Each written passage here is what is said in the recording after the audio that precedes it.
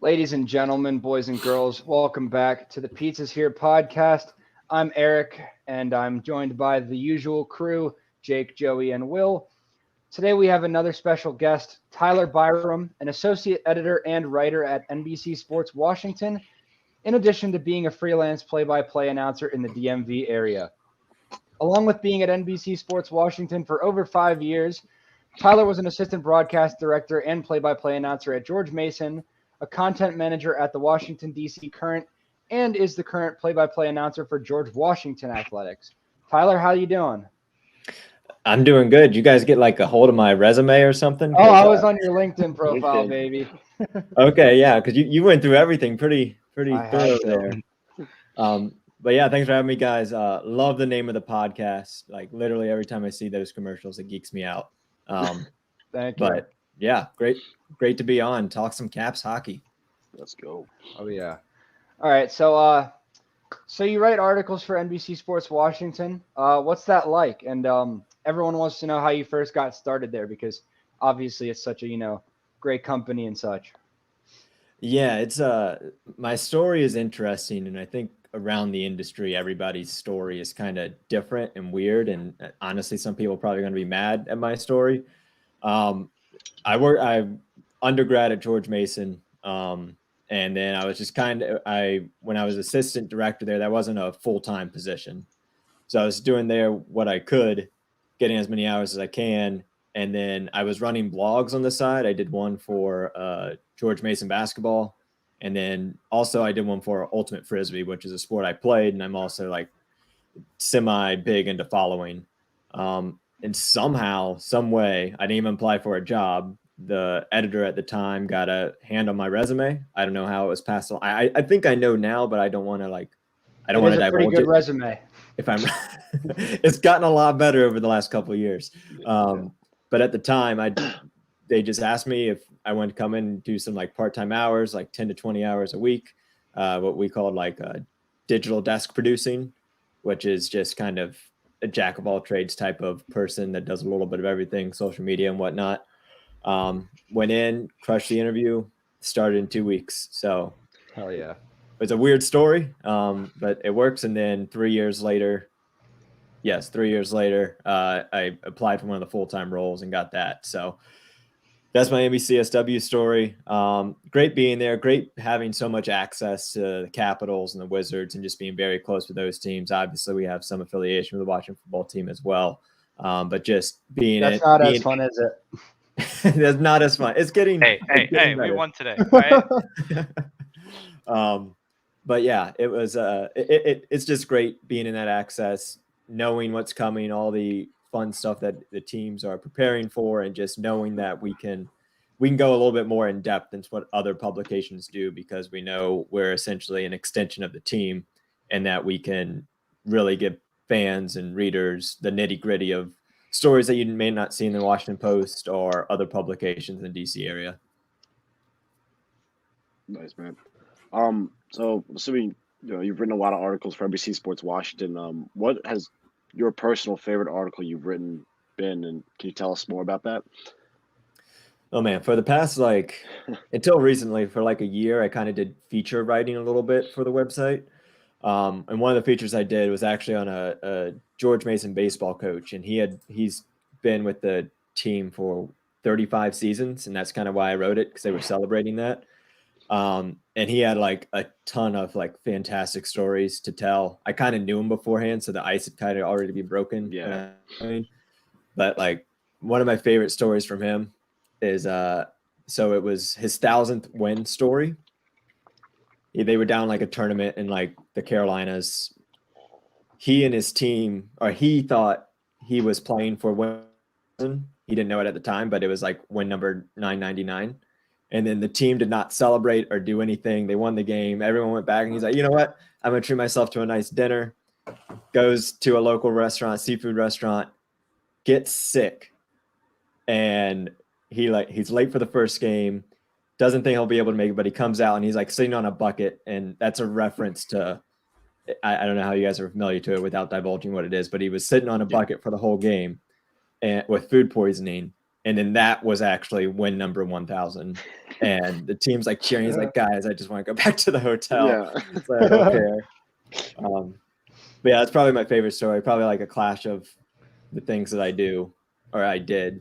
And then also probably one of the better pieces that I've written. Yeah, that's really sick, man. We know you cover, So you cover basketball, obviously WNBA with the Washington Mystics. What are your favorite topics to write about? Like, what are the is it just WNBA stuff with the Mystics, or is there other stuff you like to write about personally that makes you really excited for it and stuff like that? I really enjoy college basketball. That's kind of what I would consider my forte. It comes and goes because we have so much focus on the Capitals and Wizards that we have to make sure all of our stuff's buttoned up in that capacity. So I do it when I can. But just kind of like being able to be so involved with all these teams and be able to write stories that people might not be thinking about just because you're inundated in it. I mean, it's the conversation we have all the time of just like, there's so much information that we know that we assume that everyone else knows. And when news comes by, everyone freaks out and we're kind of like reminded like, oh yeah, like not everybody lives 24/7 in this world. So I think writing those kind of stories is really cool, really fun. Like I did one recently on the Wizards and their 3 first-round picks. Recently, I know we're getting away from Caps, but their 3 first-round picks, and with all their new players that they're coming in, ironically, all their young players had to really perform this season because the way their contracts were going to go, that if they didn't perform, they were going to get shut down the roster. So it's just a little kind of inside story that isn't just like overarching scope of the team and how they're doing, if that makes sense. For the first time in a really long time, it's actually enjoyable to talk about the Wizards right now. Yeah, So that's nice. They don't suck anymore. It's great. It's so funny at work. Used to, it was like, now officially, we all love covering every single game, but real talk, for a while, it was like everyone was hoping to work Capitals game nights because those are the more entertaining games. Yeah. And the Caps like went on like a lull for a little bit. They kept losing in overtime, and then all of a sudden the Wizards were winning like big games, and we were just like, oh, you know what? The Wizards games are really fun now to be working those nights. The Caps are still in that lull of losing overtime games. They're just slow, dude. And they don't play McMichael, but yeah. So have you had any like individual, like memorable or interesting interactions with Cap players or Caps players in your time as a writer, and how like what would be the most memorable interaction you've had as while you were a writer, while you're a sports writer? So I've been to like I think 2 Caps games that I've covered. I obviously do a lot of stuff kind of remotely, and we only send I think you guys know JJ Reagan and now Andrew Gillis to games for the most part. But I've been to 2 on kind of fill-in situations. That was so long ago. I didn't even go into the press rooms.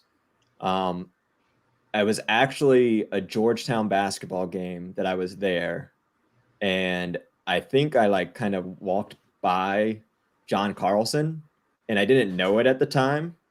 And I mean, John Carlson's kind of like a normal looking dude. He doesn't really kind of like stand out that much, in my opinion. Just if he's not wearing like full on hockey gear and whatnot, just an average Joe wearing a sweatshirt and jeans. And I was like, wait a minute, I think that's Carlson. And then he looked back at me and then just like dove into the stairwell. So that's like my only story. It's kind of lame, and it was at a Georgetown basketball game of all things, but that's the one I got. Funny. Go to Georgetown basketball enthusiast John Carlson. Carlson does just look like a normal I would say he does look like a normal guy. Normal dude. He just doesn't do anything special. He always looks like he's like a little lost. Like he's got like that look. He's like kind of just out there. I don't know. Yeah. What did you know? On the ice, he looks the exact same. Hey. No Carlson slander after that wheelhouse pass yesterday. 2-point night last night, right? Yeah. Man, Seth Jones leads all defensemen in points. That doesn't mean he's good. Does he actually right now? I'm pretty sure he does. Oh my god. Did you guys see that beautiful assist that he had to Kyler Yamamoto? That's what I was just yesterday? Amazing. He leads the league in assists points for defenders because he assists the other team twice a game. Jones assisted Kyler Yamamoto, was just the one on the wrong team. Because Caleb is on the Oilers, right? I said Kyler. No, I said Caleb Jones because Caleb Jones is on the Oilers. That's the brother of Seth. No, he's on the Blackhawks too now. Caleb? They both went there this offseason. he was never that good. So Yeah. So are we on? Damn. fifth one. Yeah.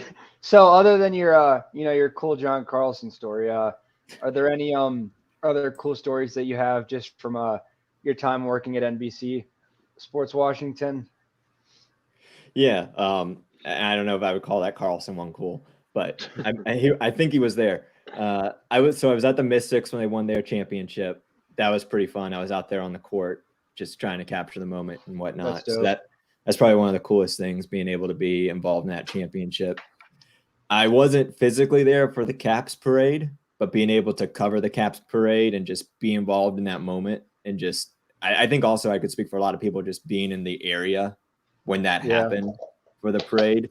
I think that was probably one of my, like anything we did writing about the Caps, it was like gold for us. It was like somebody chugged something. Now they're diving into fountains. Now they're going into bars, into clubs, singing karaoke. It's like anything we did was just like gold, and everybody loved it and everyone bought into it. And it was so fun to just, I don't know, be immersed. Even because I mean, the reason why any sports reporter that says they aren't a fan of sports is lying to you. But just seeing all of that happen and the culmination of so many things and so many factors in DC sports, that was awesome. Yeah. Obviously, the pandemic and COVID has, affected all of us. But what did it affect being a reporter and a sports writer when that first hit? What was like different about it? Well, when there was no sports, that was brutal. It was funny. We kind of had like a couple planning meetings on like, hey, what are we going to do? What are we going to talk about? Kind of what are some maybe stories that we didn't have time for beforehand. Now we have all the time in the world to do. And then we like churned them out for like 3 weeks straight. And then all of a sudden we had nothing to do. We didn't realize how long it was going to be. Our boss was like, 2 weeks, we're going to be back in the office. Everything's going to be back to normal. The biggest adjustment overall has definitely been, at least covering the Mystics, and I'm sure a lot of other people can relate, was just the lack of in-person access, or the restricted in-person access. I mean, you can't just go up to like a locker and be like, get that one-on-one conversations and just talk to players. And I mean, all this business is all about just, at least for reporters, being able to have those connections with players. And that's beyond what you can do in a Zoom press conference. You go up, you ask like how their family's doing, how's their wife, how's their kid. Oh yeah, you had a birthday last week. How was that? Just create that bond so that when you ask the tough questions, they're there. And just not being able to kind of create those bonds, and it's like waves of players come and go, and you just never create those bonds, and you kind of miss out on so many stories that you can write about. That was the kind of the biggest adjustment. And also for me too, just like watching games on TV, to me, it's so different covering a game, watching TV, than being there, seeing what's going on, the nitty gritty of whatnot. I mean, the one thing I say is like, especially with us having Joe B and Locker, I mean, they're great. They're pretty thorough and they don't miss a beat. But it's just like sometimes when like announcers aren't there and they can't see everything either, that there are some things that get missed that you see after the fact from like fans that were there or other reporters that had limited access. So those are kind of the two biggest things for me. Yeah, I would imagine that's pretty tough because you basically just like go from being like, oh, everybody's like next to each other and talking and stuff. And it's all of a sudden it's like you can't be within 6 foot of a person and you can't see anything. And it's like that would just, I think like the sports world is the one where it's like you can't get away with that because it's like all the interaction stuff you see every day being a reporter. It's like you losing that is just like it's so tough because it's like you can't. Some of the best stories are like stories when people like behind the scenes, they see stuff you can't really get on camera because you don't have the time to get one out or they're not there. And you're just like, I got to write this down and tell somebody because they're so cool. Like all the stories about how like, all the stuff happening when the Capitals were celebrating, the Mystics or the Nationals, when they were celebrating and stuff. It's crazy. It's really weird that like we're just now starting to get that back. And it's like, it's still pretty restrictive at times because of certain places having different restrictions, like Ottawa, the fact that they've like not played hockey for over a week because of their COVID shutdown. Yeah, it's getting better. I mean, the access is getting better. The one thing, of course, I'm worried about is like, will the access ever be what it was? I mean, this is a great opportunity for leagues to be like, oh, you know what? You guys don't need to be in the locker room anymore. Let's just have press conferences. And it's like, that's not what we want. But I mean, you never know which leagues kind of overstep and have control. I mean, I know a lot of NFL reporters are concerned about it too, because the NFL is just so powerful that if they said, hey, you don't have any locker room access, you know what? It doesn't matter. Everyone's still going to consume it the same. Everybody's going to be able to get stories. It's just those stories might be limited to the Adam Schefters, the Dan Grazianos, those big time reporters, not your local beat people. Yeah. Mhm. All right. That's all the individual questions we have for you. So we're now going to go ahead and talk about this week of Capitals hockey, which was, it was cool. More fun than me. That's for sure. Yeah, it was interesting. It was really interesting. First up, I think it was Tuesday, correct? When did they play Anaheim? Tuesday, they played the Ducks. They lost in overtime. We did get to see some pretty cool stuff. Tom Wilson scored again, but Trevor Zegras is pretty good, and the Ducks are starting to actually be pretty good. And in a division like the Pacific, there's a good chance they could sneak in as like the third divisional team, considering Vegas is still very injured and the rest of their team is kind of awful. Then we played the Kings the next night, and basically nobody had any hope for this game. I kind of just went to bed, and I woke up the next day, and apparently he got a shutout. Garnet Hathaway had 2 goals, and he's all of a sudden our third leading goal scorer, which I didn't see coming in this year. But we are missing, everybody. We're missing everybody. We're missing everybody. But against the Sharks, we got TJ Oshie and Nick Dowd back, 2 very important pieces. We didn't get Dowd back. Yeah, we did. He played yesterday. Did he? And Yeah. and we won 4-0. Ovechkin had 2 goals, and then who was the other guy who scored? Connor Sheary had 2 goals. Harry had 2 goals. Yeah, the guy who you were. Listen, I don't Yeah. care. Yeah. I don't care. I don't care. You're right. We did get Dowd back. He had Taking away the valuable power play minutes from guys like Sprong and McMichael, and he just gives a reason for a lot of that to be like, yeah, old people are better, which I know is going to cost us at some point. I agree with McMichael, but I don't know about Sprong on the power Sprong play. is so much better. Sprong strikes me as a rush player. I don't think he's your kind of power play guy. He has a really good shot. Well, yeah, but who's shooting on the power play? You've got Ovechkin in the circle. You've got Carlson. You don't really need another Oshie shooter. now that he's back. Kuznetsov. Yeah, you've got usually Oshie in like the little slot position, and then you want Kuznetsov and hopefully Backstrom when he's back. But as now, who plays that down low right now? Is that Cherry? Yeah, no, I think. Plus, Sprong's also a righty, so it wouldn't make sense to put him on that side on the power play. Yeah, I don't think Sprong belongs on the power play. Like McMichael or Sherry are both lefties. I like so McMichael they fit him in that on the spot. power I don't think Sherry belongs to the power play, but we are now 20 games into the season. He's still on it, so Sherry's scoring like every game now since you said even that, strength so. doesn't count, not the power play. Once Backstrom comes back, well, he's gone. So. Just take him off. But yeah, I think overall this has been a pretty good week. The NHL has us ranked as the 4th best team in the league. NHL.com has us ranked as the 4th best team in the league. Honestly, Tyler, how legit do you think the Capitals are this season? We haven't talked to you at all. How have you liked this season? Talked about the games. I mean, dude, I just recapped them. Relax. And how do you think the team is doing this season? Obviously, you've seen like they've been injured. They've been missing their entire second line at points of the season. Guys like Dowd, everybody. Like, what is your opinion on them? Because you see them. What do you think of the team? I mean, I'm not going to be the first to say this, but I think you kind of have to be a little impressed with their start so far. I mean, it's probably not the best, but I think at this point in the year, 18 games in, and you've been able to get points in 16 of them, winning 11, you got to be pretty pleased with that, especially with the age of this group. And I think you also have to be really encouraged with the play of the young guys that you know are going to be in the system and work themselves up in the next couple of years. I mean, obviously, I think everyone's kind of worried a little bit about Carolina, and I'm also a little worried about the Panthers with how they've been able to handle that coaching change. They still look really good. You're worried about Carolina and the Panthers, because NFL joke. NFL joke. You're right. Go ahead. But yeah, I mean, the one thing, like they're doing well. Alex Ovechkin's playing another phenomenal season. Arguably could be on pace for his best season of his career at, what is he now, 36 or something 36 like that? years old. Yeah, and I'm a little concerned that other guys aren't getting as involved scoring-wise.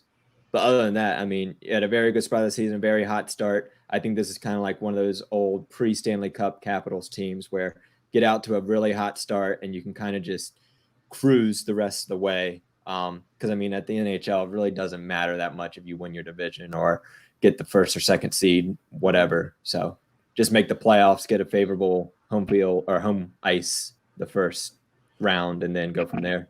Yeah, I feel you. Who do you think has been the most impressive of the young guys? Obviously, you named a few, but who do you think has been the most impressive? There's probably an obvious answer, but like, who do you think?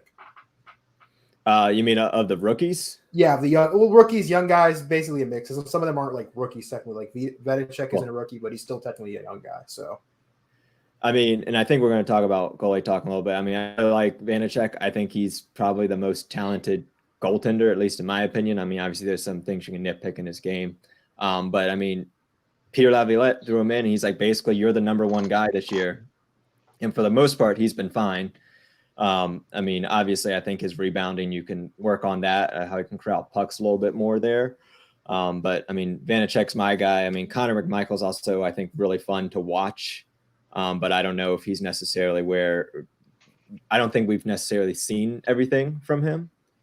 But those are kind of like my two that I've enjoyed watching, at least. Mm-hmm. Yeah, I definitely agree with what you said a couple minutes ago.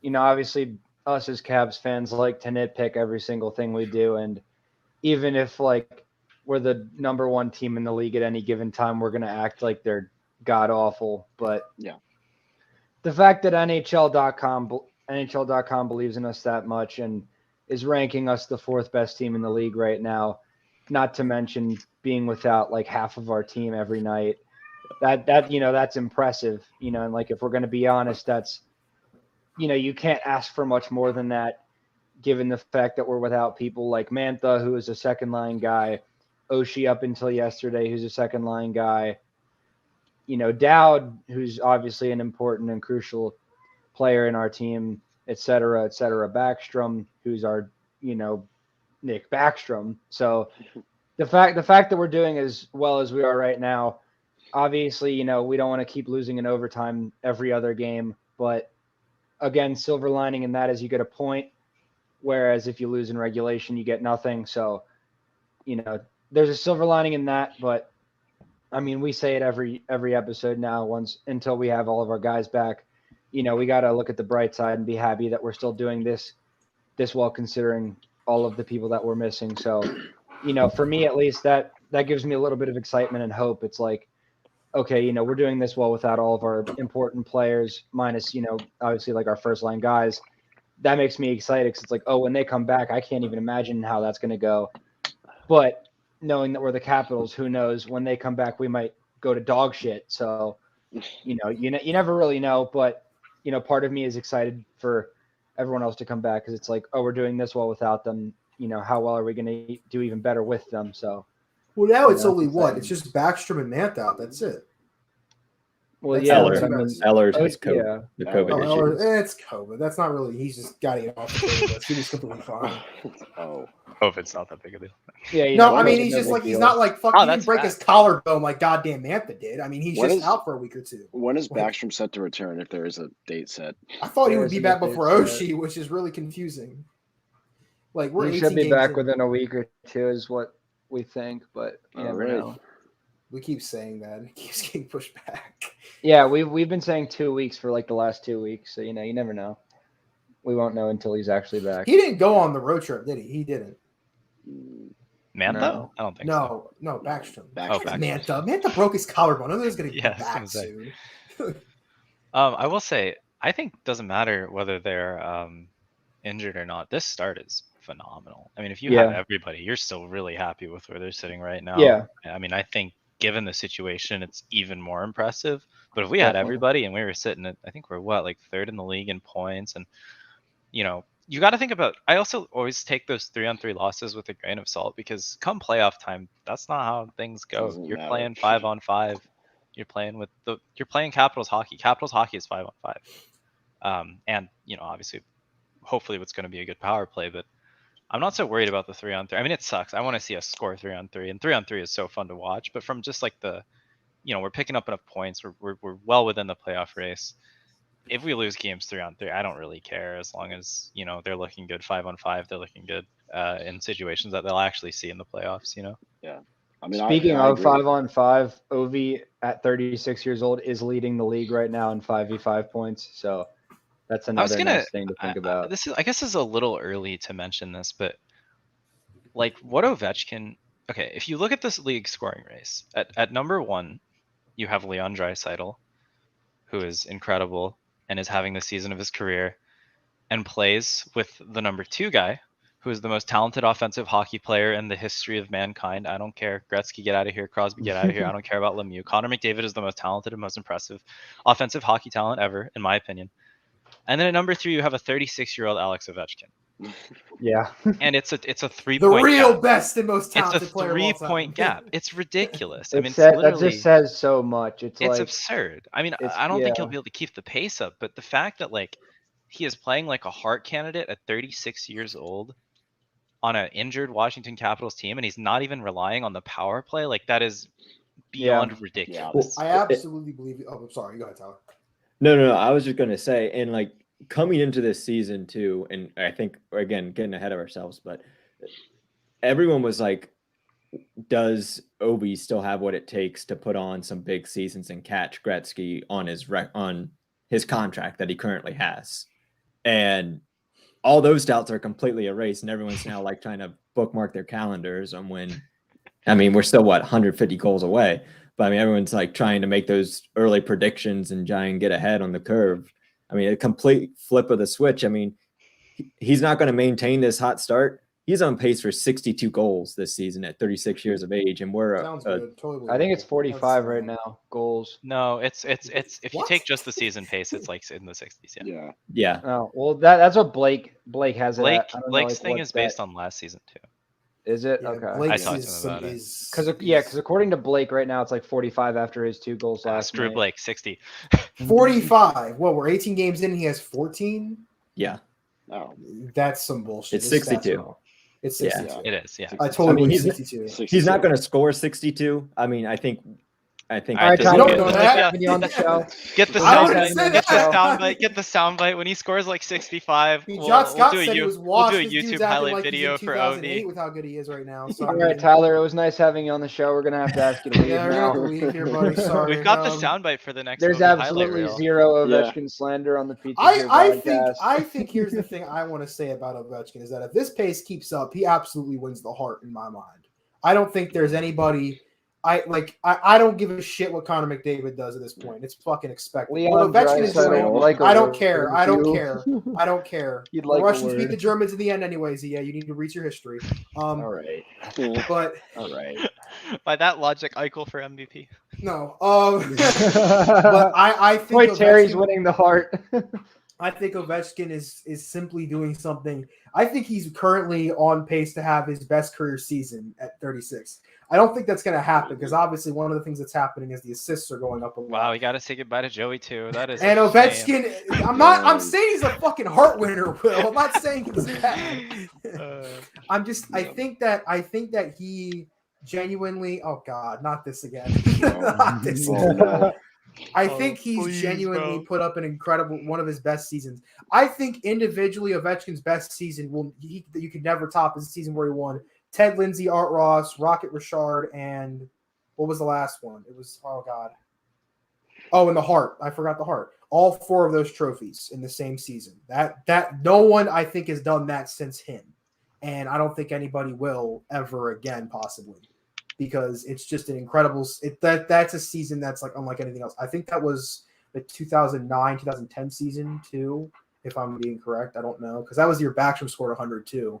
But I just think it's insane how he's doing this, and also like he's doing this without the power play production he's used to. Like he's only had like 2 power play goals this year. That's what I'm saying. Like if he's doing this well in 5v5 and not really like that's what everyone who's always, all the Gretzky like big fanboys, they're like, even if Ovi breaks the record, Gretzky's still going to be the greatest goal scorer of all time. Ovi's only good on the power play. He relies on his signature shot on the power play. And it's like, all right, look at this year. He's almost 40 years old and he leads the league in 5v5 points. He's obviously not relying on the power play right now because our power play sucks. So it's like when we get Backstrom back, he's going to score more power play goals, right? So, like, if he's doing this in 5v5 and his normal power play production, that's going to be insane. Then maybe he will get 60 goals if, but it's just crazy to think about. It's like Will said, it's like, okay, you have the two best players in the league right now leading the league in points. McDavid and Draisaitl. That's, a lot of people, pretty much everyone agrees on that right now. The two best players in the league are leading the league in points. They're both like 25. And then you have a 36-year-old. It's like, it's not a fluke. He's been doing this for almost 20 years. So it's like, that just says so much about him. It's like like Tyler said, every single year we go into the season, in the off season, all the esteemed sports writers, not Tyler, are like, not that you're not, I'm not saying you're not. I'm about to say, you just fucking. I'm saying the all other. over I get the that. other as hell. No, you get. He knows what I mean. All the other sports writers, not Tyler, are saying, "Oh, is Ovi burnt out? Oh, this is going to be the year that he stops and slows down. He's not going to be able to maintain his normal production. Just watch. Ovi's burnt out. The Caps suck." Then we get 2 weeks into that season, and we're like, "Oh, I guess they were wrong. Ovechkin's still scoring goals. The Caps are still good." It's like, Ovi's like Tom Brady. He's going to play till he's like 60 years old if he wants to. I think the scary thing is that, like, realistically speaking, Ovechkin's kind of game is the fact that he's very good at finding the puck and just getting it into the, and not saying that's like, but like literally think about that. Like, some players struggle with finding the puck and getting into the net. Carl Hagelin. But yeah. like this dude has made his whole career about finding ways to just like get the puck into the net by any means necessary. And the things that make him so dangerous are his shot and his physicality, which his physicality is going to drop off a bit, but his shot really should never like dip. It should always be as good as it is, because unless he like loses a little bit of power in it, which it is powerful, but the really dangerous thing is it's insanely accurate. It's one of the most accurate shots in NHL history. It like probably the most accurate shot. I think there's a couple that it's not the most accurate, but it's like top three easily. Who would you argue over him? I honestly think it's probably the best. Kovalchuk. I think Kovalchuk's shot's the most accurate in history. Kovalchuk can shoot that shit from anywhere and score. It's insane. But how long did he last on the Caps? It's because was he's fucking old. 36. Like, what the hell do you want? Ovi's Don't think about 36. boy like that, bro. Listen, I think he wasn't getting top 6 minutes anyways. I think that it's insane that people are like, when's he going to regress? I'm like, well, I mean, I don't know if he's ever going to regress like to the way he regress after he gets 900. I think at some point he won't be like a 50 goal scorer, but I don't think he's going to go to be like what Yager was, where Yager was basically like, 30 points a season. I think he's still going to be in like a 50, 60 point season, like 30, 40 goal kind of guy, because he's always going to find a way to get open like that, because he's also incredibly smart and he knows where to be where the puck is. Like he's a master at being like on the power play, being like, all right, I'll just find the soft spots. And when the puck gets to my stick, that shit's going top shelf. No one's stopping it. It's so easy for him to score and to be that like accurate. And of course that insanely productive. And obviously it'll all come down to, of course, his teammates around him now, because Kuznetsov playing better. That's probably a big reason why he's been good too. Wilson is getting better and better every single season, it seems. You've got Backstrom isn't regressing that much. Obviously, his injury sucks, but he hasn't really shown any regression either. You have Mantha now. You have Oshie, who also has played very well. Carlson. Like, it's going to always come down to his teammates, too. I think the biggest reason a guy like Yager kind of, like, dipped off was that, like, the team around him kind of, like, dissolved. Like, the Panthers in 2016, when they were really good, the next year, they fired Gerard Gallant, and like their entire core got shook up, and Yager was like a part of that core the way it was built, and he was just kind of like, well, like, where do I fit into this now? Like, I don't feel like I belong. And now, like Ovechkin, it's always like, we are building this team to help, like, to win a cup, but also to supplement the fact that this dude is legitimately the best offensive player of all time, possibly. And like, we're going to make sure he gets those chances that he deserves, which is hopefully what they're going to keep doing. Yeah. You guys want to get into one player we like and don't like on the Caps this week? Absolutely. Sure. All right. Tyler, you can start us off. Obviously we played the 3 games that we did this past week. What's one player that stood out to you, both in a good way and a bad way? I'll start with first pick. Yeah, I'll start with the good. And I'm going to pronounce the name wrong because I always do the exact opposite of what it is. Please don't Either take Connor mine. Sherry or Connor Sherry. I don't know. But he's just been what has he had like 4 goals in the past 5 games, 2 last night. Joey's mean- fuming right now. I love to but see a short man in sports do well. No bias whatsoever. Just like No, I'm Suck completely 6-foot athletes. completely with you there. And I really enjoyed both of his goals last night. I mean, he just threw it on net, which is what we've been asking for like half this Capitals roster, or at least try and do something besides Obi. And yeah, I think they were 2 great goals. I for guys that we don't like, I mean, I don't know. I mean, I was, to be honest, I was a little disappointed in TJ Oshie coming back last night. I didn't think he was. We'll TJ see you later, Oshie Tyler. level. It's been nice having you Yeah, on. Oshie is my favorite guy. He's the yeah. guy. Like I'm not a huge into hockey weeds type of person. But like when TJ Oshie is on, I just like watch where he is on the ice. I know people do the same thing for like Ovechkin. When Ovechkin's on, you don't care what's going on anywhere else. You just watch Ovechkin because something's going to happen. And like after what he did in Sochi, like Oshie's been my favorite guy. So, but yeah, I wasn't impressed last night for him. But for the week, I don't know. These West Coast games are hard to watch the whole games that aren't highlights for me. Ha, Central I Time can Zone. agree with you because then, like I'm just like it's like 12 and it's the 3rd period and I'm like, bro, I gotta go to bed. What the fuck is this? Like tonight like, it starts at 9. I'm like, I don't know if I can stay over that. Like this week, I've had a lot of like nights off, and it's just like I don't want to spend my off nights like staying up watching Capitals hockey like I do every other night. So like, gonna try and do something else. Yeah, I feel you. Yeah, you want to go? Yeah, sure. My player that I really like this past week. I don't think you guys are gonna take. We're gonna take this one, Jake. You can relax. I'm not gonna take your guy, whoever it may be. But Axel Johnson Fialbi, man, he's impressed me because he was not good in preseason for us. I remember, like, if you go and listen to preseason scaries, I'm sure somebody said that he wasn't good. It might have been me. I don't know. But yeah, he did nothing good in preseason except for freaking get called for penalties. And then when he got on waivers and the Sabres took him for like 2.5 days or whatever it was, I was like, all right, I don't care. But he's been getting his opportunities this past week or so, and he's actually very much impressed me. He hasn't been putting up points. He only has an assist. I don't think he doesn't have any goals. He had his first NHL goal called back. I think it was against the Kings. Correct me if I'm wrong, but yeah, he almost scored his first NHL goal, but Hathaway was offsides or someone was offside. Something got it called back. But yeah, he's not like a point production guy, but the dude is fast as hell. He's just I don't know. He's just been playing really well. He's sound defensively. He's one of those guys where even if he's not getting off a lot of shots or making scoring chances, he's just a high hustle guy, high motor, always in the play.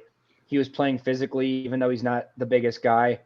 Like, he's only 189 pounds, but I mean, he's 6'1", so you know how to throw his body around. But Axel's impressed me. Also, coolest name in the NHL. But Whoa.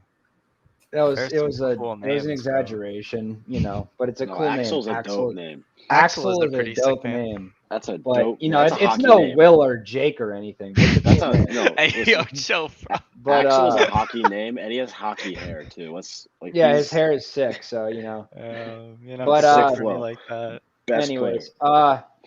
for player that I haven't been impressed with this past week, who's with TVR? Schultz, right? Damn it. Yeah, it's gonna be Schultz. TVR is carrying the hell out of Schultz. Schultz, get your shit together if you're listening. I know some people like to attack you on Twitter. Some people like to defend you and act all chivalrous, but I'm going to be straight with you. Get your Fuck shit that. I together. know what Brandon did Stop last getting year.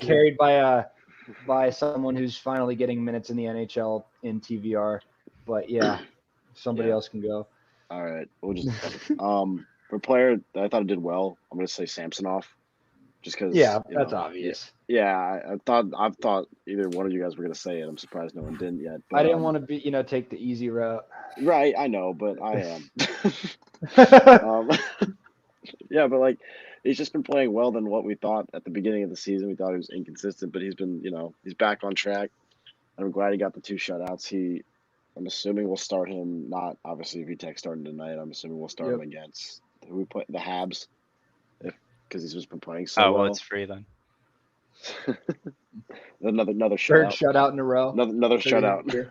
And that one shouldn't count. If you shut out the Habs, it should just go down as a 0.93 save percent, and then go next. You shut out the Habs. Congrats. 3 forwards. Yeah, right. Player I thought I did. Yeah, mine was also Schultz for player who I thought didn't play well. No, it's fine. So I'm trying to think of a new one just off the top of my head. Just rip on Schultz some more. Rip on Schultz? I was just gonna rip on Hagelin just to do it. Just dunk on that. Yeah, you could. That would be. Just dunk on him. Hagelin is perpetually the player we want to see do better. Last year it was Dylan. This year it's Hagelin. I mean, last year we ripped on Hagelin a lot too, but I think I'm just saying, we just ripped on Hagelin, but at least he was ever. No, he can't at all. He has feet for hands. I'm busy, John. Stone hands Hagelin. Stone hands. That's my player. I would just touch on both the things we got to talk about next, but whatever.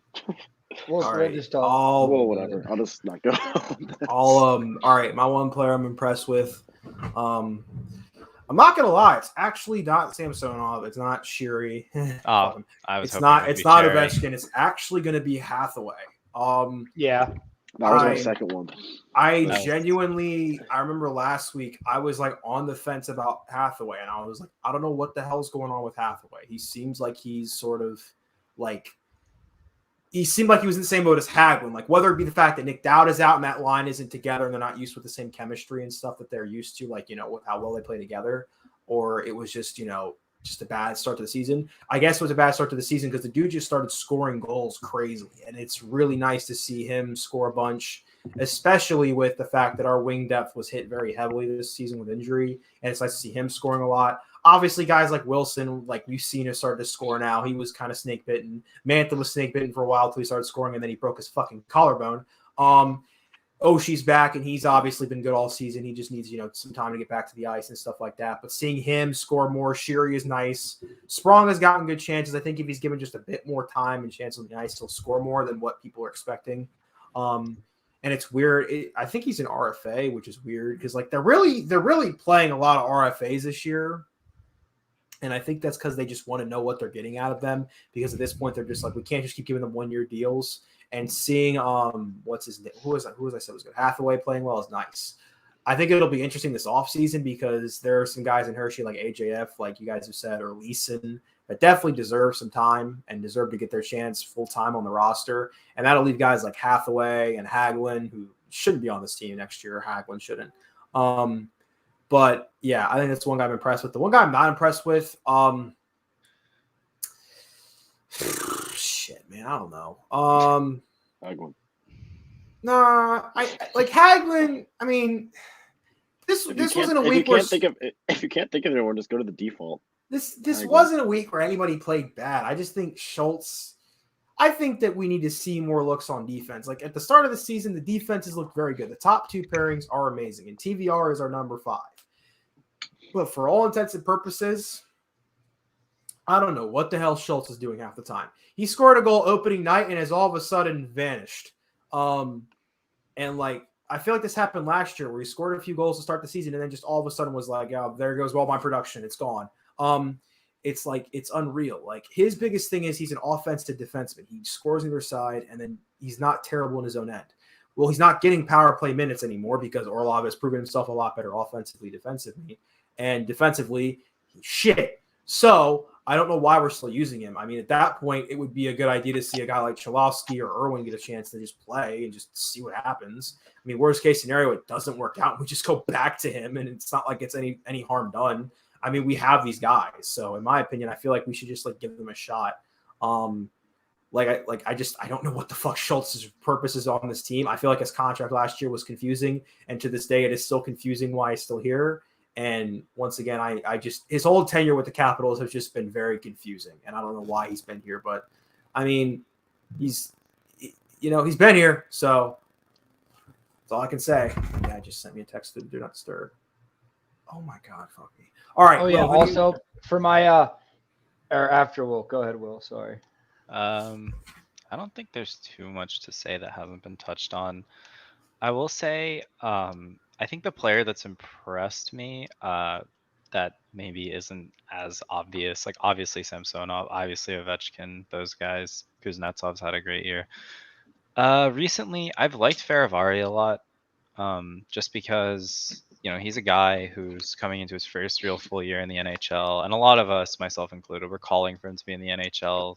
When Brendan Dillon was running around in the defensive half doing whatever the heck he was doing, having fun.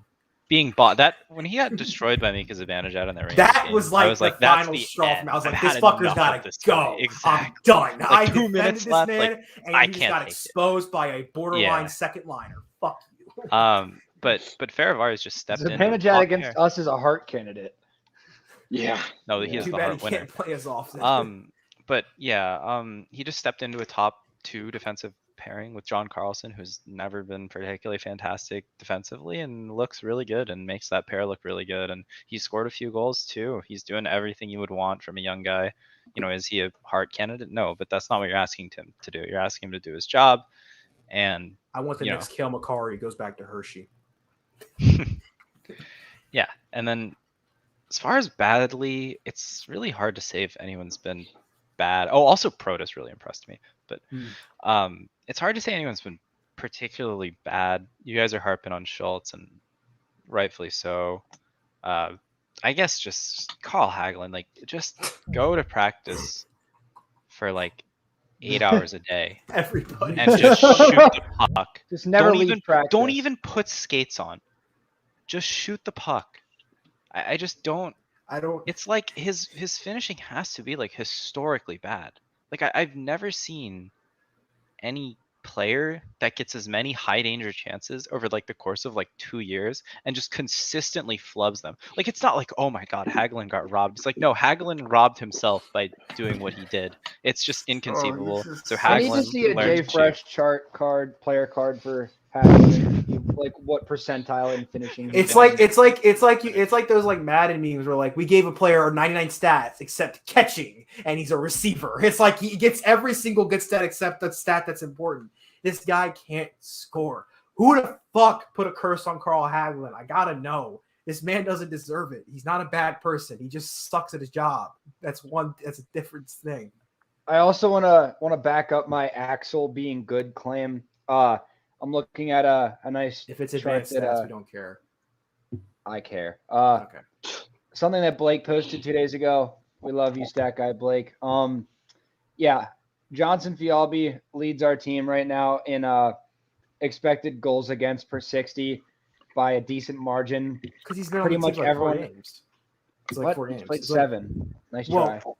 Still. But nice try. Anyways, I mean, that's more than a lot of people. Anyways, so his expected goals against per 60 is like just above 1.5, which isn't bad.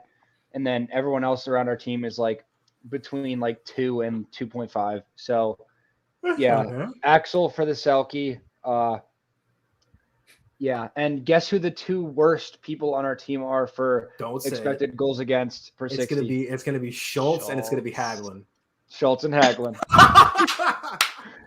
Hathaway's in third by not too much, and then everyone else is like in the middle. The eye test. Yeah, Schultz and Hagelin are our 2 worst defensive players, but I mean that's also probably because Hagelin plays a lot of penalty kill minutes. So, or no, it's 5v5. It's 5v5. 5v5. The stat is 5v5. I'm reading it. This chart is 5v5. Hagelin and Schultz are our 2 worst defensively goals against expected players per 60. So yeah. Scratch Hagelin, not Fialbi. Changed my mind. Yeah, 100%. That's fair. Yeah.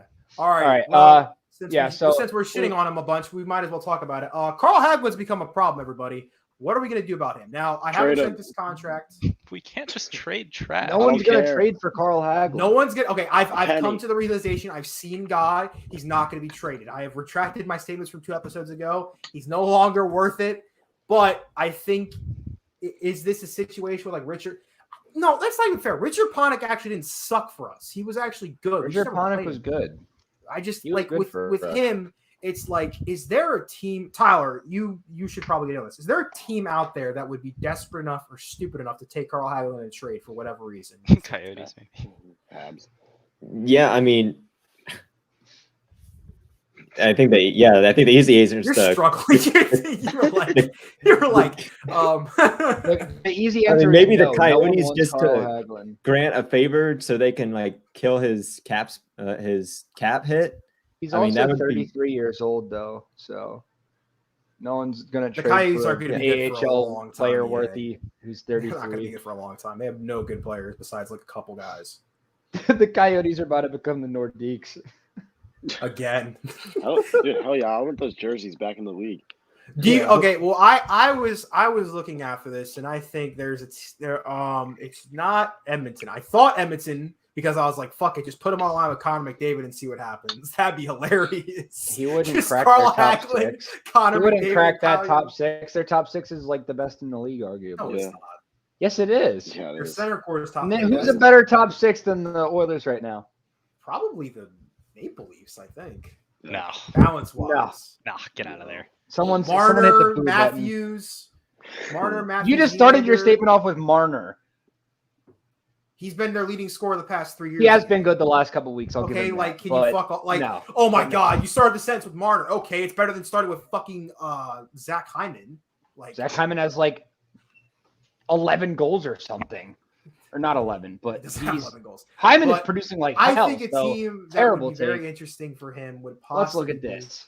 I don't care what. Let's look at this because I want to show Oh you my how goodness. wrong you are. Defend Please, Zach man. Hyman. How does while you- Andrew Mangiapane have 14 goals? this season? Mangiapane is nasty. I said that like Yeah, with the don't Travis even start. episode. Yeah, but I Still, I thought the Kraken. Zach Hyman has 8 goals, bud. Nice try. Okay, cool. Don't care. Anyways, I think the Kraken would be an interesting. team to 14 think about. points. Can I finish? Yay! Fuck. Nobody cares about Zach Hyman. I Better think the than Kraken Marner. would be interesting to try and see what would happen. See if they would like go for him because They I don't mean, want him. dude, I don't care, man. They don't have. They're At forward this depth. point, it's would a team take a cap hit for a draft pick? It's not. Can we just- Absolutely. Does Can we anyone? just buy out his Kraken, contract? Arizona, Montreal. Yeah, that's what I'm Bro, thinking. Montreal would fucking love Carl Hagelin. Can we right just now. buy out his contract? How much? No, would that that'd be a hurt bad us? That's not how that works. That's not a good idea. He's also a free agent in a couple seasons, so it's not worth it. How many years are left on his contract? 2. Can we send him to the AHL? No. I mean, Why? no one would claim it, and he would just be sitting down there taking up cap space. Like I'd rather him take up cap space in Hershey than on our team. he's making $2 million a year. That's not exactly smart business moves. Yeah, but he's not hurting the Capitals on the ice if he's not on the ice. He's hurting us on the books, and that kind of matters more in the sense. Right now, he's hurting us on the books and the ice. I'd rather he's not him really doing just hurt us terrible on on the the ice. We're winning games, but He's just also kinda hurting my there. eyes, so whatever can get rid of him, I don't care. I would rather have any given one of the 5 people in this call right now on the ice on offense than Carl Hagelin. I feel like I could score more, I honestly. feel like my I take have last better episode hair. was good. I was I- just like, let's- no. Hey, I was I like, have no. long hair. I have Let's- long hair, and I Yeah, can what? shoot the puck properly. So I could basically just switch out. All right, Like, all just right. put me in a Carl Let's Hagelin move. jersey. Let's move. I feel like my forward. take last week was good about how I anyone want. can I just think I should. skate. I want to ask. I want to. Sorry, Jake. I want to ask Tyler this. Fine. Let Jake. You can't say sorry. Sorry, Jake. Go and ahead. then Finish. I'm just- sorry. Go ahead. Yeah, Jake. I thought you were what done. was that? My bad. I was My bad, Whack. Jake. Go ahead. Just go ahead, Jake. Go ahead. You I was muted for saying the like next last button. week, anyone, I remember how you would like skate on like your hardwood with new socks, and you can do that. Just you can fill in for Carl Hagelin. You're a dick, yay. What do you do? I muted him. No, we can still hear him. I Yeah, he unmuted unmuted myself. himself. Me as well. Yeah.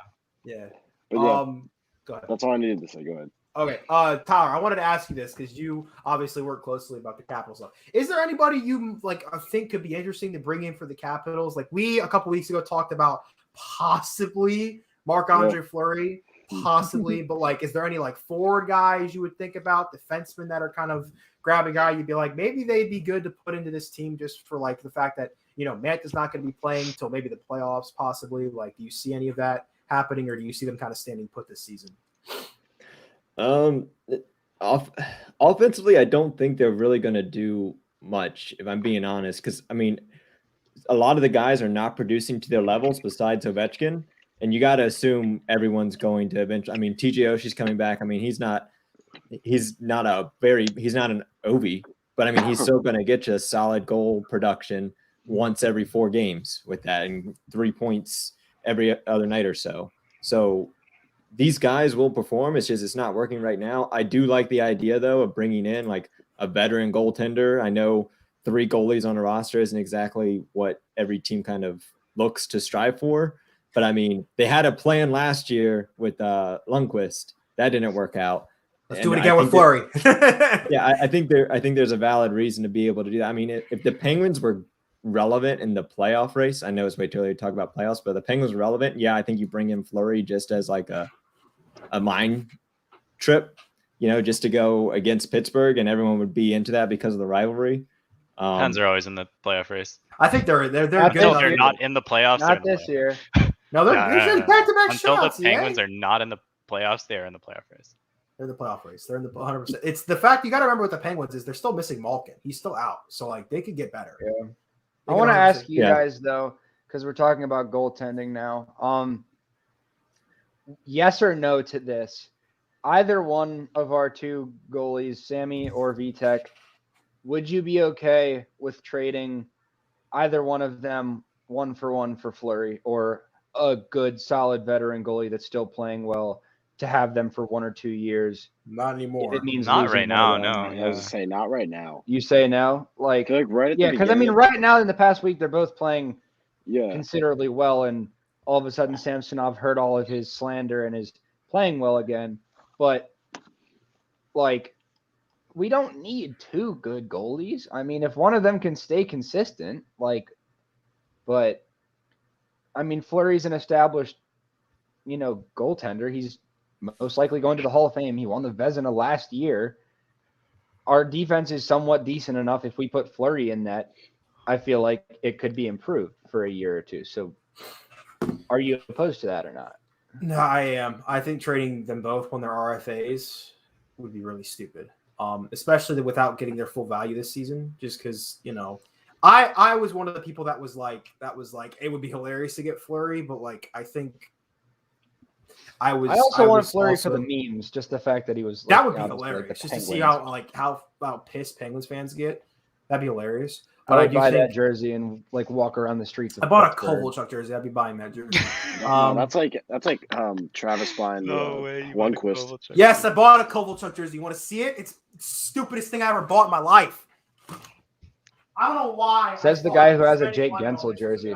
For some reason, it was. Oh. Look at this. We gave him a 3rd-round pick for 2 goals, and this is what I got. Nice. 2 goals in 20 games. Yeah, and you got a Mantha jersey, and he got hurt. But he'll be back. He'll be back. Yeah, that's gonna be a stud. Don't worry about it. No, yeah, I know. I agree. But so obviously Samsonov has played on his head the last 2 games, 2 shutouts in a row. First Caps goalie to do that since 2017, I think it was. Vitek is starting tonight against the Kraken, but what is Sammy playing exceptionally well the past 2 games due to our goaltender situation? Are we just going to go back to last year where it's they're both getting half of the starts, or because obviously the beginning of this year it's been Vitek mostly because Samsonov wasn't performing as well, but if he's going to now again, it's we can't just go on forever with both of them being half starters. One of them's going to demand a trade, and it's not going to last. For now, they're fine. Right now, it's okay, but if it goes on this way for the rest of this season, I mean, I wouldn't be surprised if one of them's all right, if I'm not going to be the full-time starter, then let me go. This year? After this season. I mean, as it stands, neither of them have the stature to do such a thing. I mean, I think both of them could be starters on other teams. So I don't. What's stopping them from being I want to be a full-time starter, send me somewhere else? You've had really good goaltender tandems in a lot of NHL teams. I mean, they had Fleury and Leonard last year, and that was a standing duo for a couple of years. I mean, it's not like you can't have 2 good goalies. As long as they're both getting paid and they're both playing, they'll be fine. Yeah, but do we want to be pay? But when we have to pay them again, they're gonna. Well, that's when you make the decision. But yeah, that's for now we don't have to. For now we just roll with the hot hand. Problem when it's not a problem. Yeah, right now it's not. They're both young RFAs and they're on our team. They're gonna be on our team, or they just won't play next year unless they get offer sheeted. which someone's going to have to offer sheet them like a decent amount of money and like give up draft picks to us, which if they give Samsonov or Vanacek like $6 million a year and we get a first, second, and third round, fuck it, man. Goodbye. Have fun. We'll deal with the other one. I don't know about you guys, but when Vanacek got injured and then they pulled up from call, I, for one, when that first happened, I was like, uh-oh, Sammy's in the doghouse. That's instantly like Me the first too. thing I thought. Me the same. A lot of thought people that thought was that might be what it was. I'm a And then big he just Fucali gets supporter. back-to-back shutout. I think the big thing with Samsonov was that game against Florida really got into his head a little bit because he started that game. He was supposed to start that game, then was pulled and then was put back in. And then it was like, he just pulled himself, which like you don't see that happen a lot, which if a goaltender is pulling himself, that means he knows something's up. And he's like, I got to get out of this fucking game. Because usually goaltenders are very prideful. They'll want to stick through things unless like they're getting shelled over and over again. Like Patrick Raw was that one time. Does anybody remember that game? The Patrick Raw game, the last game played. That was like the day. Yeah, then he got. Scored on 9 times. He vowed to leave. That's right. He vowed and then he literally after turned that. around to the GM and said, "You need to trade me. I'm not playing another game for you." Yeah, and he then I got would traded too. to the Colorado Avalanche. I think that's what I like. That's awful. But I think it's good to see him get back on track and to play. He's playing at his peak right now, and it's not like peak like it's always going to get worse, but like he's playing at what he could be right now, which is an absolutely dynamic goaltender that can shut down any like even though the Sharks didn't play terribly last night, anything they did last night was like they didn't get anything going. Like he was there to stop most of it. They got lucky. There was a couple post shots, but I mean, shit, you want to be lucky sometimes. And I think it's good to see him playing that well, especially with Vanacek playing well. But I think just tandeming them is probably fine. I think Fucali was a nice story. He was awesome to see him get a shutout in his first game. It would have been nice to see him get more, but I think with both of them playing well, it's good to stick with what you know is going to work this season. And maybe next year he'll get chances since one of them might be gone. So we never know. But for right now, just stick with them and just play it out. I don't think we need a veteran goaltender unless the goaltender becomes an issue, which it's not, and I don't see it becoming an issue. Yeah, I wasn't trying to come off as like saying like I want one of them gone. Obviously, right now in the situation we're in, I'm fine with both of them being here if they're both not, obviously like I want to leave. If we're not paying either of them a boatload of money, if we can afford to have both of them playing, I don't see any problem with it. But yeah, I don't think we need a veteran if they're both going to continue to perform decently. So I'm cool with both of them right now. But we already touched on the power play and the injuries, so we were going to talk about those more, but we've kind of already covered both of them, so we'll just skip over that. But in a half hour at 9:00 p.m. Eastern time, it's not going to start until like 9:45 because that's how the NHL works. But we play the Seattle Kraken tonight. I'm glad to know that we aren't the only ones that make that joke at work, especially for West Coast games. Like literally, it's like 10:00 puck drop. It's going to be 10:25 before we get anything. At the earliest, yeah. Yeah, but I guess since we're cutting a couple things out, we can go a little more in depth, like just analysis and stuff for the Kraken game tonight. That shouldn't take too long. I mean, like I'm not saying like talk about it for an hour, but we can like not just say score predictions. We can actually like talk about the game itself. Yeah, it's true. Yeah.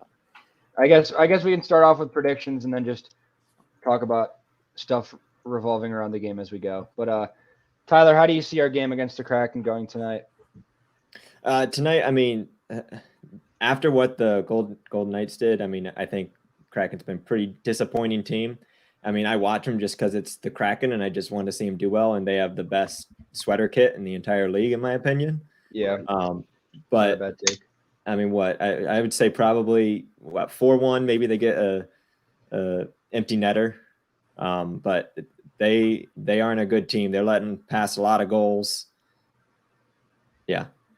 Yeah. keep it simple. I'm not impressed with the Kraken. I think everyone's like still kind of baffled by it. Like, I don't know what the hell they were doing when they were drafting. Like, they didn't really draft any like solidified goal scorers. Like, I mean, you got like Eberle and like Schwartz and like Yanni Gord, but it's like they had the chance to take Tarasenko. They didn't. Tarasenko's playing pretty well now again. Who else did they pass on? They passed on Someone interrupts me. I can't remember. There was someone else that they should have taken, but they didn't. It's almost like, I don't know, when you played like a Dynasty Sports League, it's almost like that's kind of the direction they went, where it's like, oh, in like 3 years they could be good and they might have enough pieces to put together a trade for a bigger name. But Yeah, I mean, this season is like a wash almost. yeah. They're 4-12-1 right now. Their biggest thing is their defense and goaltending, which was supposed to be their strengths, have been god awful. Yeah, I think like obviously, I mean Grubauer was a Vezina candidate last year. He's obviously a good goaltender, but I mean we can all agree. Like I mean he was good on the Caps at times, but I think a big part of why Grubauer was so good last year was because he was, backed up by like arguably the best defense in the league last year in the Absolutely. Avalanche, and now he's he's behind a defense that's turbo ass. So. It's not like they're bad people. I just think they're not used to playing because they're all from. That's the thing about expansion teams. It's so weird. Is like Vegas was good because some of the pieces they took had played under Gallant before, like Marchessault and Riley Smith. They were used to what Gallant did in Florida. Now you got Ron Hextall, who last coached a shitty Flyers team and has now been in charge of a bunch of different guys from different teams. Like. Nobody knows who this dude is. Nobody knows the type of system he runs. He's also a bad coach. I'm just going to be honest. He's a terrible head coach. They should not have hired him. Gerard Gallant was like right fucking there. And they chose Ron Hextall. And now it's like, it'll be interesting if the goaltending starts playing better and they start getting better performances, that if maybe that'll help them. But I don't know what the hell's going on with them. I really don't. I'm kind of sad too. I'm excited. They have a lot of good players, and they could be a lot better than they should be. But if we're talking predictions here, if anybody was not in the middle of the prediction, I'll make mine since I'm talking. Yeah, I'm thinking like it's either going to be a blowout or we lose like 4-1 or something. I'm going to lean toward we blow them out because I think Grubauer is going to have a rough night, unless it's Dredger starting tonight. But either way, 6-1. They just ruled Oshie out tonight, by the way. I wanted to add that. Sweet. That's awesome. Yeah. Make it Day-to-day 5-1. with a lower body. Yep. Whatever. Vitek starting tonight for us, and Grubauer is starting for them. Vitek Vanacek revenge game. That's pretty funny. Yeah, no. Capitals are going to win tonight pretty easy. Kraken have stunk.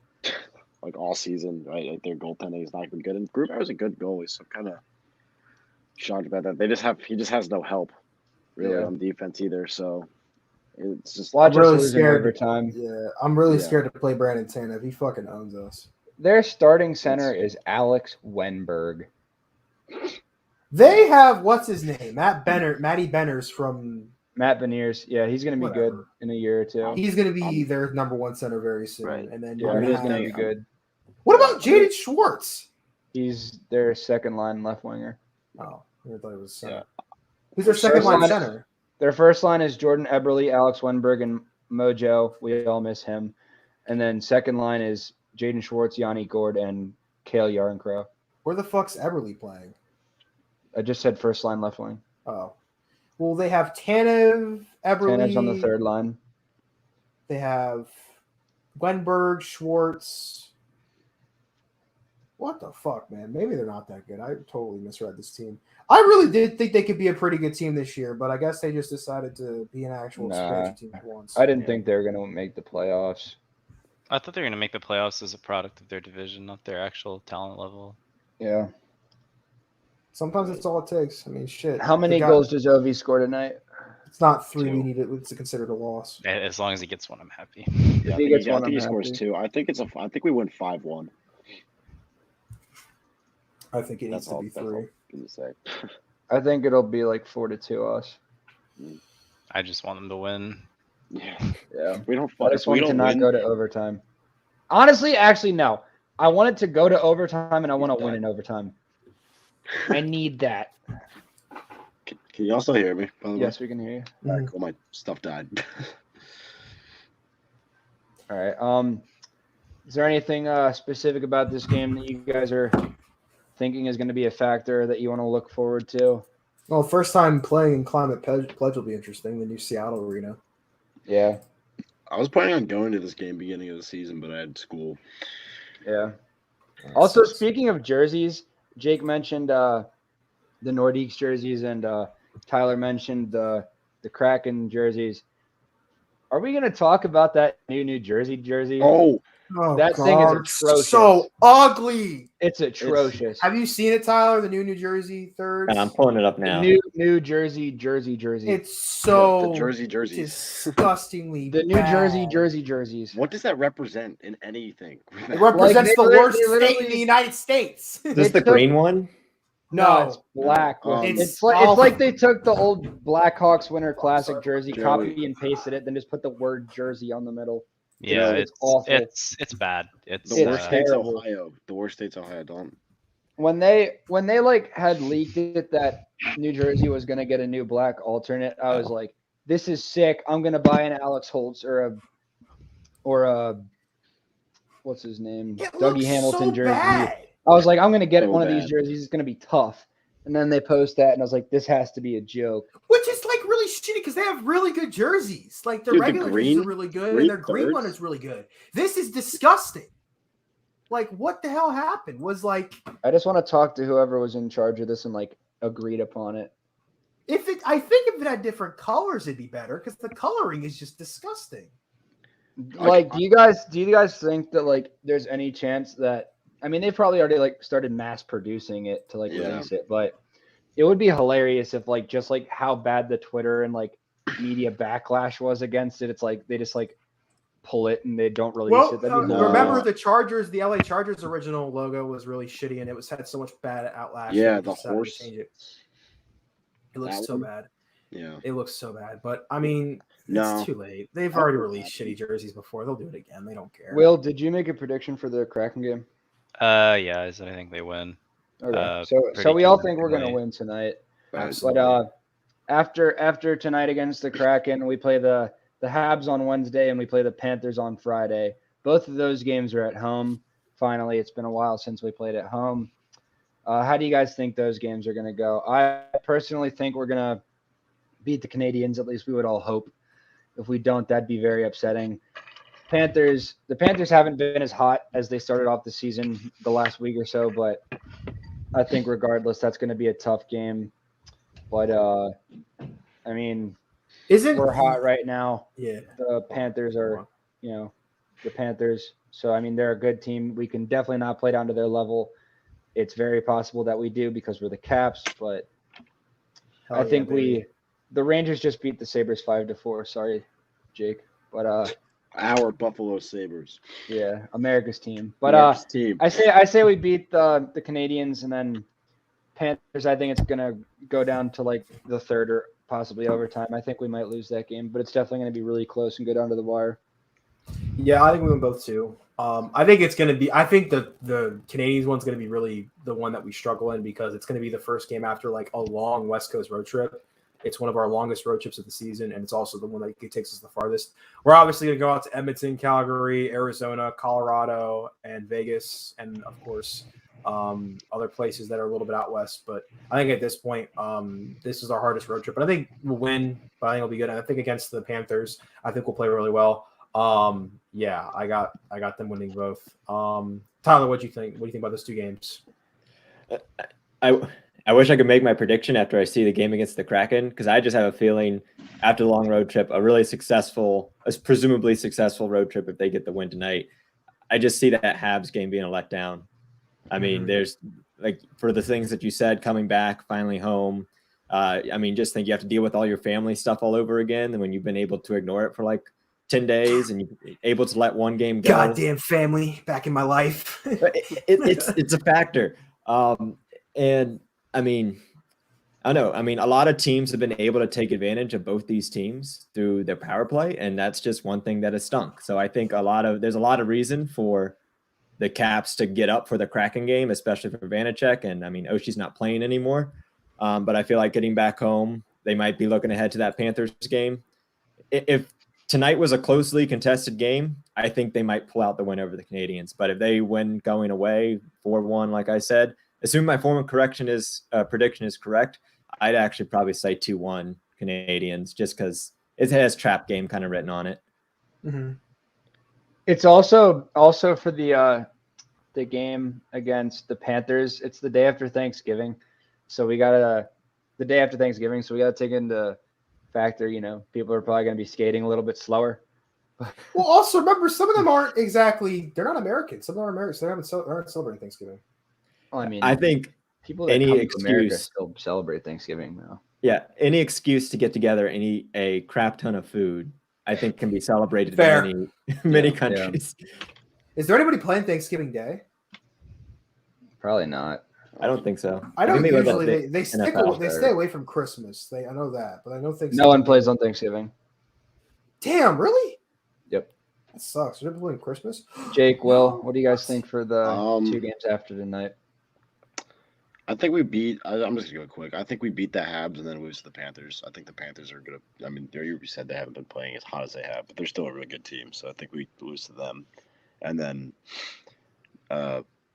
we beat the Habs. I think the Habs game's gonna be close, like 3-2. I don't think we'll go to overtime, but I said that about the Ducks game, and it went to overtime, and we lost. So who knows? We got to remember we're the 4th best team in the NHL now. So Fuck yeah! we're gonna beat Best. everybody. Will, who you got for the next 2 games, buddy? I mean, I don't think they can find a way to lose to these teams, so I'm not too worried about it. You know, one of the teams What is the about best team in the the NHL right now, Panthers? right? Oh, you're talking about the Panthers. Okay. Yeah. Yeah, they suck. That's just not a game you can predict. I don't know. It's just kind of you just have to watch it. Like they're a That's great some team. philosopher shit right there, my man. That's some deep hitting stuff. No, I mean I get where he's coming from. I know what he answered the joke. Yeah, It's you one of those gotta. games where like it could go either way. It's just But- depending on that day. I will say that the game we lost against them, we played better. It's our goalie. We absolutely play. Yeah. our really goalie, well. our goalie let us down. So I that I perspective. want to say that's the one game this season where I'm like, yeah, that's the goaltender's fault. I don't know what the fuck he was doing. Everybody else was doing their job. If we can have decent goaltending against the Panthers on Friday, I think we have a chance of beating them. But like I'm- Will said, I think it's I'm not really concerned something about we how can, Bobrovsky does with a full game. That's the one thing, because he was pulled through that start too, and he was diming us up. Like he was diming us up, and he was like pulled for some reason. Did they ever say what happened to him in that game, where he was pulled? Like he was in the middle of his start, and then after the first period, he was pulled, and they never said anything. They never said it was an injury. I'm not looking at the text yet. He was pulled. Did anybody ever see if they said it was like an injury? He got injured. He got injured? Yeah, I'm almost certain Alright. of that. Okay. Well, I mean, I don't hope for injury, obviously. It's sad that he got pulled because he's a good person and a great player. So I'd be interested to see how we play against him for a full game. But if it's Spencer Knight, we're going to own that little fucker. But if it's Sergei Bobrovsky, we'll probably... Spencer Knight is like arguably a Calder candidate this year. But all right, so Is he hard? Says who? Yeah. what- he's a rookie. He's doesn't technically mean he's Yeah, a taller that's what I mean, candidate, buddy. I mean, right? Like it's Sider and Raymond. Cider, and Raymond, Mercer's really good now. and Zegras. And Zegras, Mercer, and the guy and Byrum on the nice, but the guy on the Avs. But I'm just going to go ahead and tell you right now that his save percentage currently is .904, which isn't super impressive, but it's okay. no, yeah, I mean he's not going to win it, but he's in the conversation to an extent. So I mean, I wouldn't Also, call him a Sergei little Bobrovsky fucker. hasn't lost in regulation yet. He hasn't lost in regulation. No, he is fantastic. He's 8-0. He's very He's good. 8-0-2, which to be fair, Samsonov hasn't lost in regulation yet either, but Really? I don't think so. Joey, would you like to do the Good honors enough. for our Manscaped read now? Oh I yeah. would absolutely love to do the honors, EA. Thank you for asking. I have been fucking waiting for this, people. You have no Loud idea. and clear. Loud and clear. Whenever you're ready. Go ahead. Please just say it, Just give me 1 minute, please. or I'm gonna do it. I got you. Ho ho ho, gentlemen! The holidays have come early this year as Manscaped have the gift that keeps on trimming. Santa's beard isn't so appealing when it comes out of your trousers, and that's why Manscaped, leaders in below the waist grooming, have you covered this holiday season. Now available in your country, join the 4 million men worldwide who trust Manscaped to keep their trees trimmed and ornaments polished. Go to manscaped.com and use code PHP for 20% off, and of course that free, delicious American shipping, baby. I believe it's free shipping worldwide. Doesn't matter. I had to add American, but worldwide shipping for, of course, Manscaped.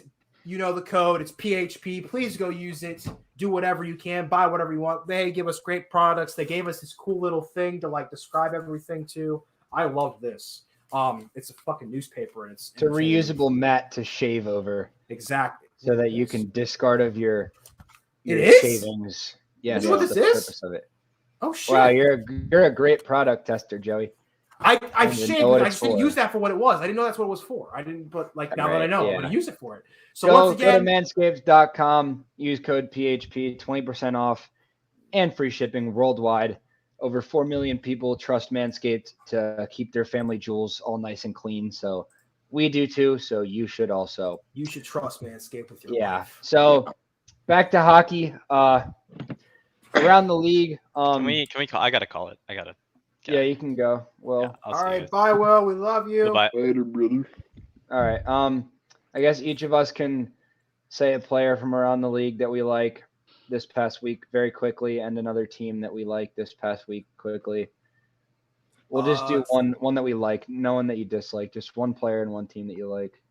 Tyler, you want to go start us first off. with this? Yeah. Yeah, I can. I don't know if it's necessary this week, but just this season as a whole, I've been impressed with the Red Wings and Dylan Larkin as well. I think Dylan Larkin especially has established himself as one of the top goal scorers in the league. He's always been a tremendous talent. It's just that Detroit team's just been god awful for so many years. I know their goalie situation isn't great, but I mean, they've been able to get some key wins, and Larkin's also been a huge part of it, especially on even strength. Okay. So you got that as your player and your team? Yeah, player and team. Probably, Okay. I don't know. I honestly haven't checked their results for this week, but just as a season as a whole, just being able to look at it and be like, oh, wow, they're one of the top 3 teams in that division. Jake, do you want to go so no one takes your picks? No, someone else can go because I don't have a team yet. All right. I'll go then. I'm going back to who I picked. I'm going to pick them again 2 weeks ago when we had our episode with Travis. Andrew Mangiapane on the Calgary Flames. Right now he has 14 goals, which is tied for second in the league with Alexander Ovechkin, who I think is a pretty decent player. But, I mean, anytime you're in the same stat line as Ovechkin and it has to do with goal scoring, that's obviously means you're doing something very well. Mangiapane, I mean, he's never been like a crazy established guy in the league. He's kind of like Troy Terry. Just like this year, he's like really broke out into the scene. And, that's good for him. He's a really good hustle guy. He gets in there. He's gritty in the paint. He's a hustle guy. He gets the job done. And he's not even a first liner. And, obviously Calgary's been good this year, but I'm not going to pick them. I don't know. I'll do, that's my player. I'll get back to you with a team. So Joey, you can go. Player I've been really impressed with this season, probably Rasmus Asplund from the Buffalo Sabres. I really like how he's playing. He's America's one of the young guys team. that's really good. America's team. He's really going to be important to their future. Obviously, he's not going to be like a superstar, but he's really good to have a guy who's young and exciting. Considering most of their prospects either flame out or just leaving for better pastures, like Jack Eichel or others. Team I've been impressed with, probably the Rangers. I think after the opening night, I was sort of like, on them. Like, it really just feels like they kind of shook their whole team up for no reason, but it seems like what they did is working. I think Gerard Gallant was a great hire. Their defensive core has played phenomenally this year, and their offensive core is slowly starting to get better. Obviously, guys like Panarin and Zibanejad, Miller, Kakko, Lafreniere. Like, at any point in time when Lafreniere plays up to his potential, that team's going to become an incredibly dangerous team because that's a number 1 overall pick playing like a number 1 overall pick, and he's going to be really good. Just give him a few minutes, a few weeks, he'll probably figure it out. And their goaltending situation is also very good. Georgiev and Shesterkin is great to have. Like I said, having a good young tandem like that is definitely a good thing because the good young tandems in the league are succeeding this year. You have Blue Jackets and their young tandem, our young tandem, and of course the Rangers young tandem. They're all in the Metro, so wonderful. But yeah, the Rangers. All right. All right. Yeah. Wait. Let me get my team real quick. Actually, My team is the Maple Leafs. Fuck. You can add to it, I guess, but except for last night, the Maple Leafs lost to the Penguins 2-0, so that's obviously not good if you're losing to the Penguins this year by 2. But before last night, the Leafs had won 10 of their last 11. Like we said earlier, Marner's starting to score again. He's got, I believe, 4 goals and he just scored tonight. So he's now got 5 goals and 11 assists on the year. You know, oh damn! Someone said he was trash. I wonder who that was. I mean, he started off the year terribly, but he's doing better now. That's my point.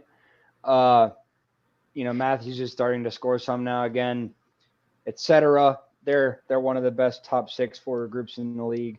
They're not the best. The Oilers are better, but the Leafs have started to get their shit together again. They are second in the Atlantic behind the Panthers with 12 wins.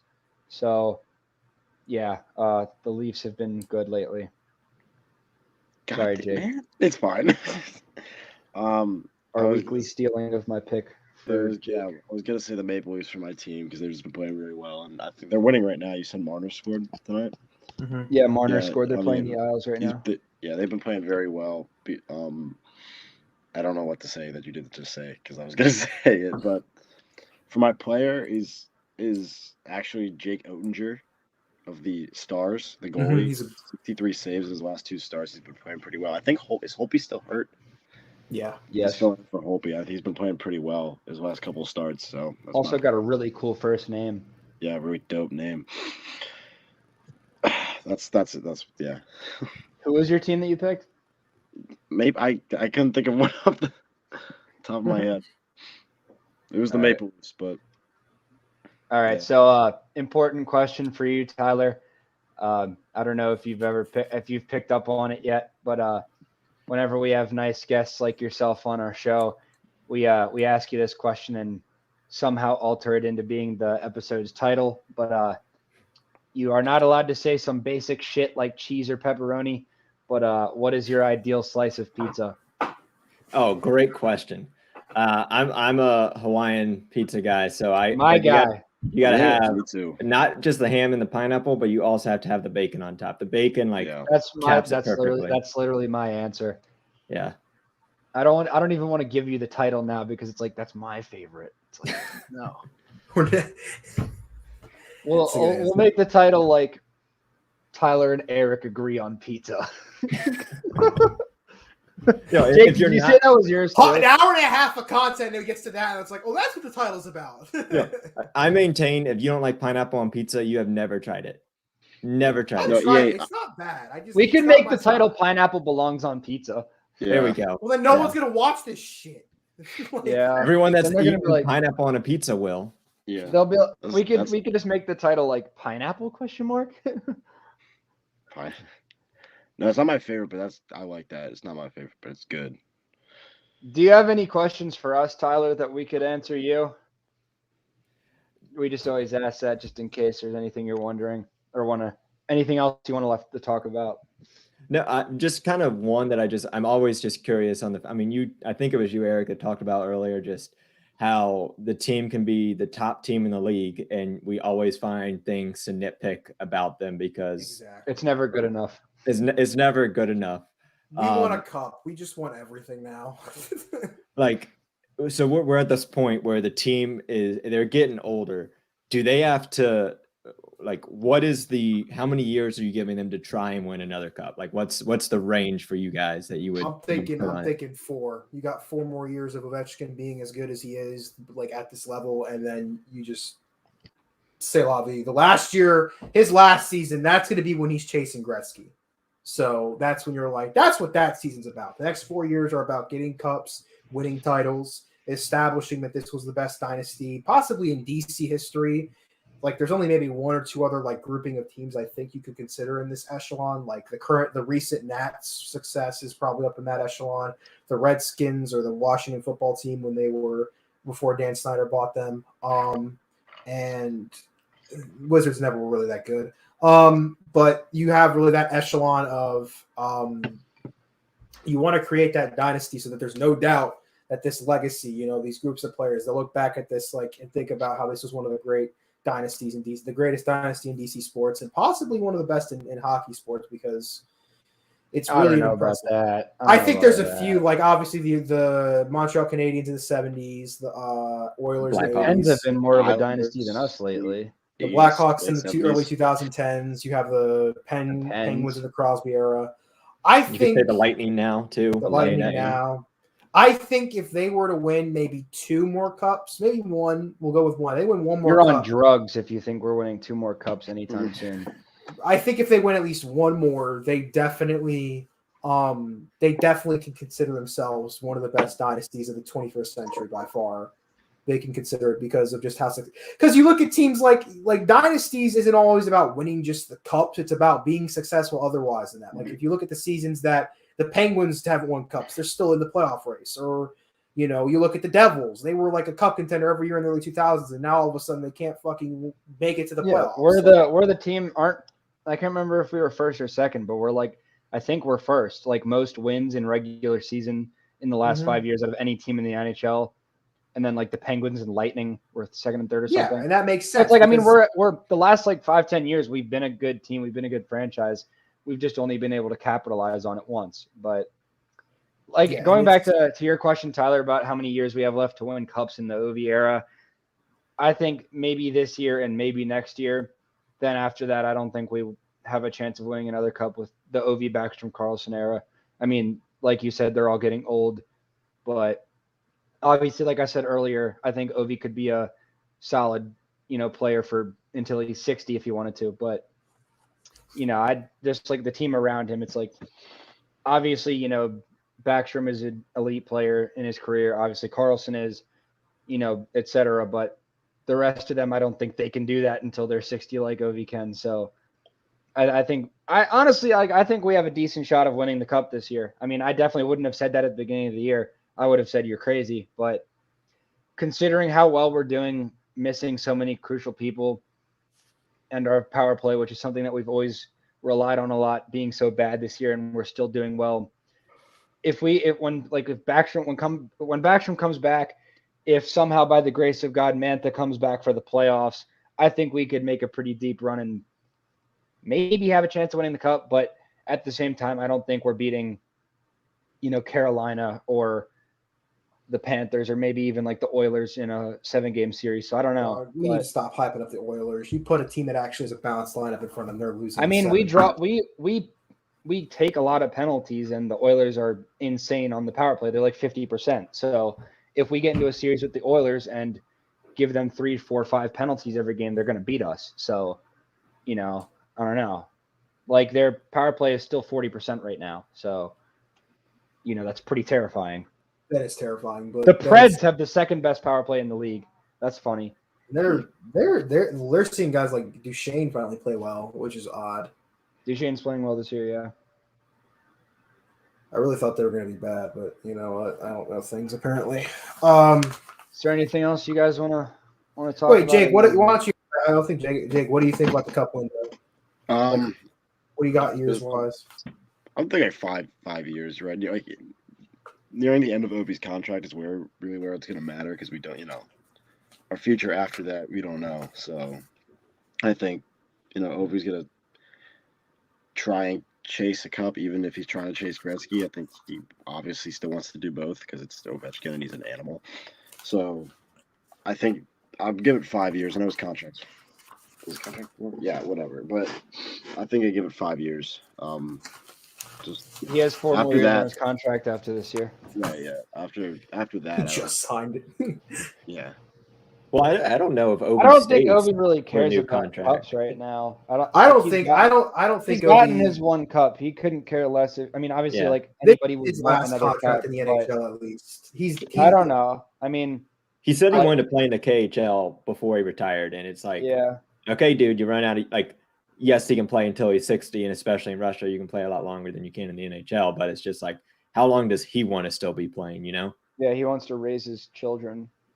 But I think once the contract's up, he goes back to see the whatever it's Moscow for a couple of years. I think it's a matter of if he gets the record or not. Like I've said this a few times. I think if his 5 years of his current contract ends and he's like within 20, 30 goals of it, I mean, I could see him signing another year just to break it and then be like, all right, I'm done. Like the game after he breaks it, he's like, all right, I'm done. All right, bye guys. It's like last game of the season, he scores it and breaks it. It's like, we're about to go on a playoff run. He's like, oh, yeah, that's funny. See you guys later. I'm going to Russia. It's like, we. It's like, I'm going to Russia. Y'all have fun with that shit. I think the biggest thing will be, what's interesting is, what about Backstrom is going to be the key? Because the last year of his contract, Backstrom won't be signed anything. He will be a free agent. And that's going to be like 38, 39-year-old Backstrom. It's not like and at that point, he's played his whole career with Ovechkin. So I don't think he's going to go anywhere. But I don't know, I'm interested to see what happened then, because it's like, if Backstrom doesn't retire before Ovi does, he's going to retire when Ovi does. He's going to leave. He's not going to stay. He's the only other person on the team he has a decent connection with, on that level, is probably Carlson. I can't see him playing anywhere else. I don't think he would. There's nobody really left that he the only person I could see maybe convincing him is if George McPhee is still in Vegas and he's like, you want to come play for a year under me? Backstrom's never going to play anywhere other than Washington unless we trade him right now. But Ovechkin, I could see maybe. Oh fuck! No, who is it? Oh, neither of them are going to play. If Malkin, he and Malkin might play somewhere, because he and Malkin are good friends again. Yeah, I know the interesting thing will be if they go back to Moscow together and play it at CSKA and Moscow together one more time, because they played together at the start of their careers there. It'll be interesting. Yeah. Well, I think that covers everything, right? Yeah, it does. All right. Tyler, thank you so much for coming on today. It was a pleasure having you here. You're welcome anytime. Thanks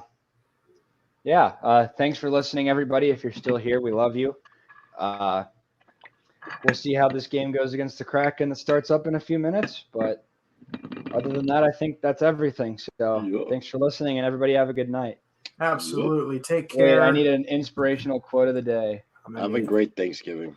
Yeah, absolutely. Everybody have a nice great Thanksgiving. Go eat a lot of food. Stay out with your family. Thanksgiving. Eat pizza. Yeah. Please be safe. Obviously, COVID's still a thing. Don't do something stupid, please. Yeah. I don't need to see you on the news doing something stupid. Today's quote is, life is like a sandwich. No matter which way you put it, the bread comes first. Have a good night, everybody. Chase the bag. Who said that? Whose quote is that? Socrates. Eric's. It's not Eric's. Somebody else. All right. Well, thanks, everybody. Have a good night. Bye. Bye.